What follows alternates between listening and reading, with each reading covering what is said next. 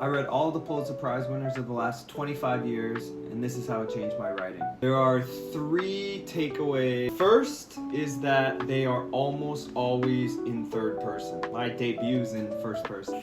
They're almost always in third person. There's maybe 1 or 2, correct me if I'm wrong, that are in first person, but they're almost always in third person. I think that's because of the second main craft lesson, which is that the Pulitzer Prize winners do a lot of telling, not so much showing. Kind of like a crappy piece of writing advice, show don't tell. But in the Pulitzer Prize winners, they do a lot of telling. A big key part of what makes a Pulitzer is that it has emotional ambiguity and moral resonance. A lot of that is explored in scenes that are not necessarily plot driven. They're more thought driven, they're more character driven, there's a lot of flashbacks, and that's all explored through a lot of telling, to be honest.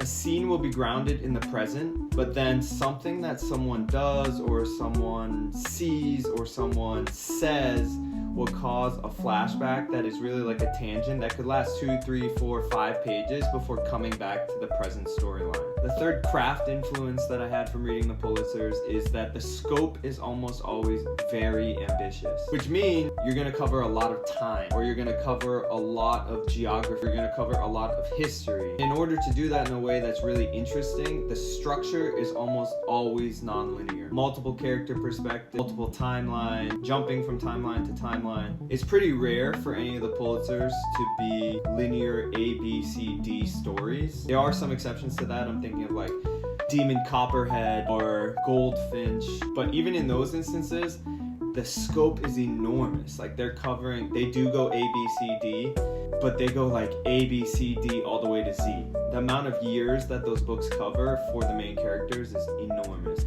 So those are my 3 craft takeaways from reading all the Pulitzer Prize winners of the last 25 years. Almost always in third person. It's okay to tell and not show as long as you're grounding the story in the present. Ambitious scope with non-linear structure.